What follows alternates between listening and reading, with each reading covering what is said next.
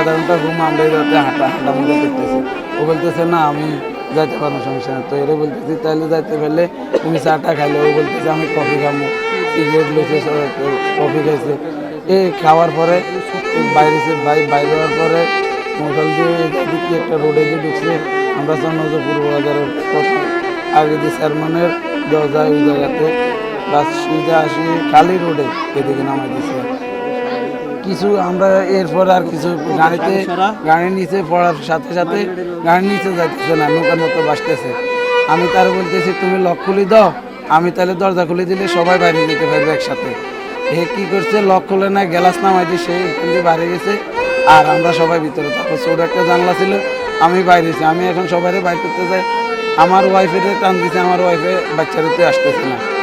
আমার বড় বাবিরে টান দিছে, হে বাচ্চাতে আসছে না।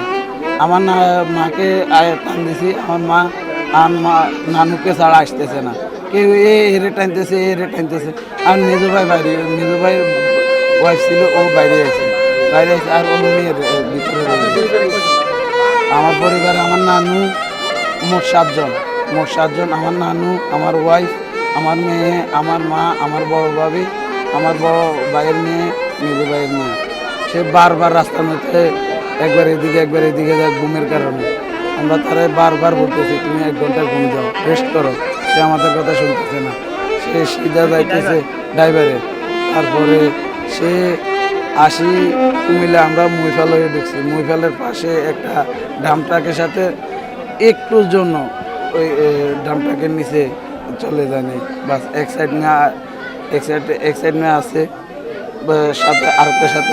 রাস্তা আসার পরে কিন্তু ড্রাইভারটা আসলে তার চোখে ঘুম, এবং যিনি পেশেন্টটা তার শ্বশুর লগে আছে, উনি বারবার বলতেছে ভাই আপনার চোখে ঘুম, আপনি গাড়ি এক পাশে দেন, গাড়ি এক পাশে রাখেন, আমরা চোখে ঘুম, আপনি রেস্টে থাকেন, আঙ্গুরে একটু রেস্টে থাকতে দেন, দেখেন আপনার এই অবস্থায় আপনি গাড়ি চালা ঠিক হতো না। উনি কোনো কথা না বলে উনি গাড়ি চালাইতেছে।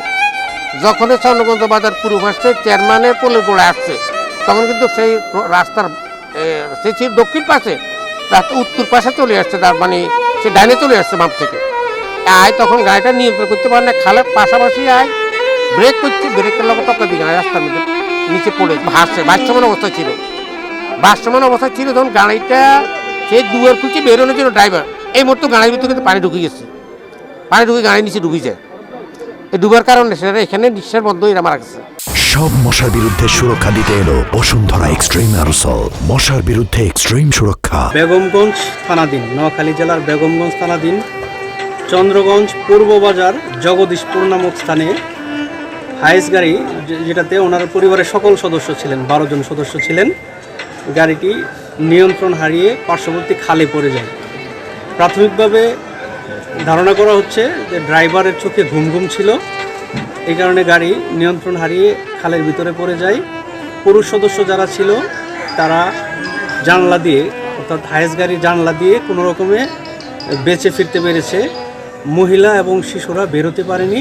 যদিও অ্যাক্সিডেন্টের ঘটনা, কিন্তু প্রাথমিকভাবে জানা যাচ্ছে যে ওনারা পানিতে ডুবে মোট 7 জন সদস্য মারা গেছে। একই পরিবারের 7 জন সদস্য মারা গেছে। আমার নানুর বোন, ওনার ছোট ছেলে আসতেছে, ওনারা সবাই আমার খালামণিরা সহ গেছে, ওনারা নিয়ে আসতে।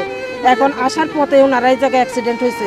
তো আমি বাড়িতে শুনছি, আমার বোনে আমার ফোন দিয়েছে, শোনার পরে এখন আমি ঘটনাস্থলে আসছি। এই শুনছি 11 জন গাড়িতে ছিল, 7 জন মারা গেছে, আর বাকিরা ওনারা এখনো জীবিত আছে।